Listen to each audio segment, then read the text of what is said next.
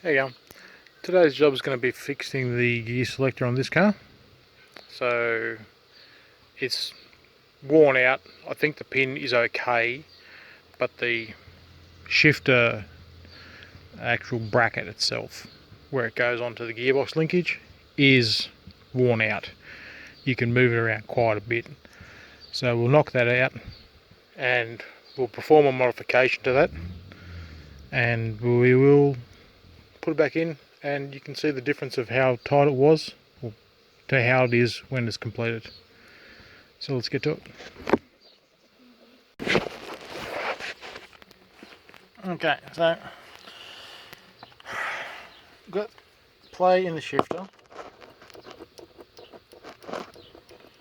So the idea is take this off, put a slot in there, and then reapply it with a bolt, nut and bolt all the way through. Give it a good clamp, and that way you eliminate all of this excess play.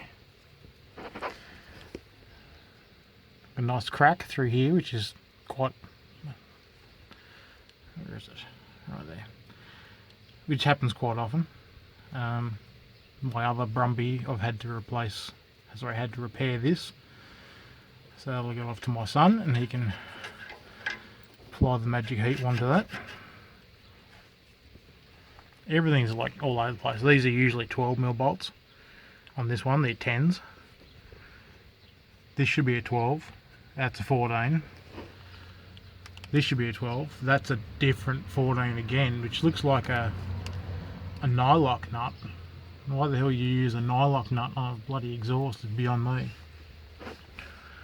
But anyway, I'll finish pulling this off. And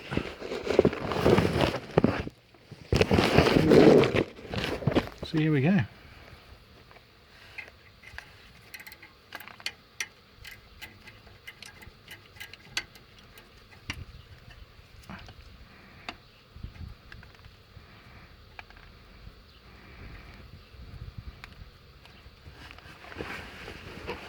Let's change the angle here a bit.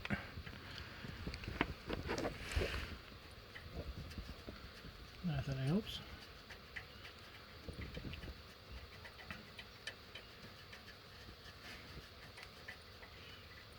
That bolt doesn't need to be that long either.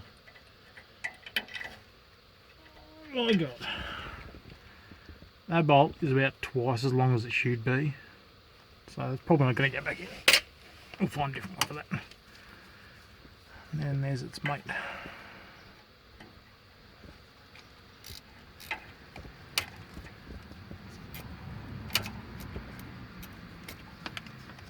If you haven't got air tools or electric tools, ratchet spanners are fantastic things to have.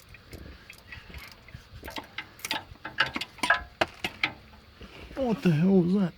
Nut. Where the fuck was the nut located? Oh, really? Right. So somebody's used the nut as a spacer. That's different.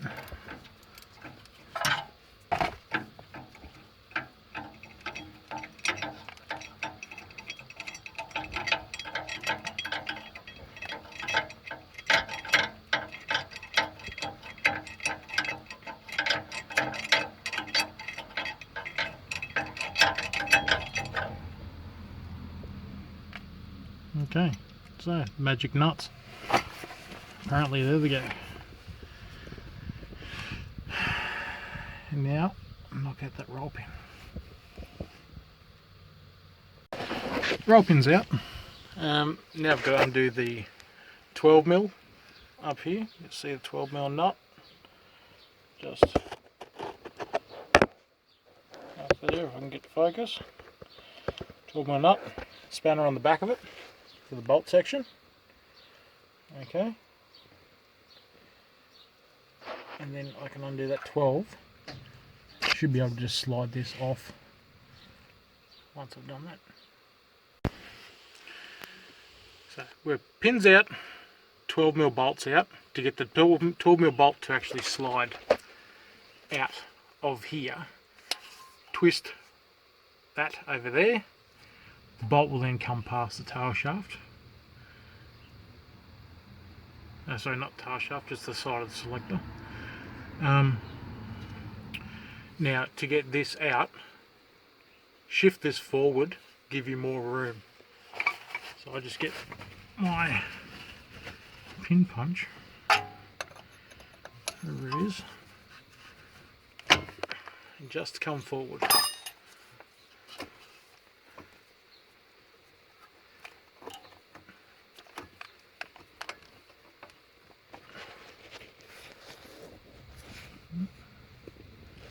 Yes, it's clear.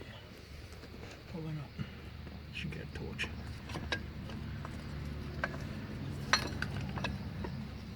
And then you got a spring on the back side. Okay, so get that spring off. Oh, spring back side, top side. And then once that's off, you have this. Okay. Finally made it into Rob's garage. Here's the shifter. I've cleaned it up. Now, using black marker pen, I've marked exactly where I want to cut it. Okay. And I can, then this has got a nice gap which you can then crush down, bolt it together, and that'll squeeze the two together, tighten it up on the shaft, and that will eliminate the slop that you have in the shifter. When the shifter is like this and really worn out, sometimes it's just the pin that's the roll pin that goes through here that's worn out. With this one, that pin's actually intact and the shifter is the problem. Okay, so I'll find an angle grinder and we'll get that cutting. Shifter's cut. This is the cut method I'm going with, nice and wide, so you can clamp this whole section down. Okay, suitable bolt that goes through that. What I've gone with is one that has a locking nut, but not a nylock, and then I'll probably just throw some Loctite on there as well, because who wants this coming loose and having to do it multiple times? Back to the car. Back under the car. Okay, we need to slide the shifter back in here, back over this fork, and get that spring back on. Okay.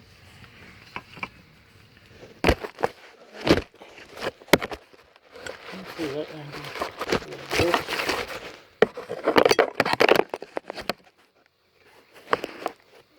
We'll try that.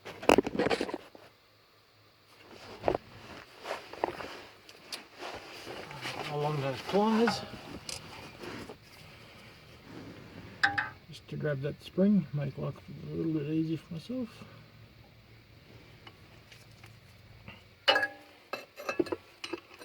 Feed this up, put the spring through. Now the spring's through. Now the spring's through, I can just leave it hang like that. Well, I then pick it up, slide through that bit at the back,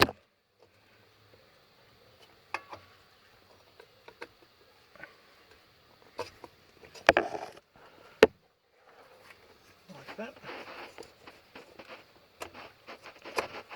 and then back on, and then we'll put a bolt through. Springs on, this bolt through. I'll put this bolt through first so I can use my pin punch to drag this over to make it easier to get it in. That way I've got a bit of leverage here. Now that's there, I need to put the nut on the top one.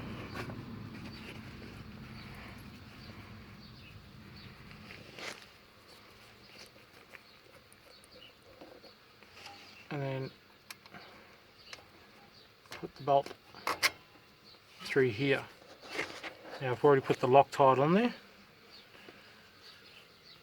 And then backwards fingers.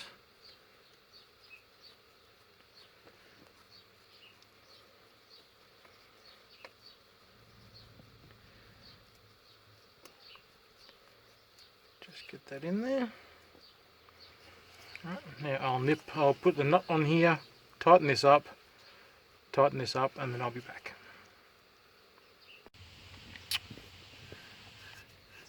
This nut's on, that bolt's now nut and bolts tight. Got the nut fitted to here. So it's a self-locking nut, and I'll put a bit of Loctite on there as well just to make sure. Nip this up nice and tight. This is crushed down a little bit, but I can still fit my finger in the gap, so I know it's not too small. And then the amount of play is all gone. So select and reverse will be nice and tight again. I'll have to get this welded up because that's not good. So that'll be for another day. Yeah, I don't have any rods for my stick welder, and my son's good at welding, so that'll be his job, and he can use a MIG.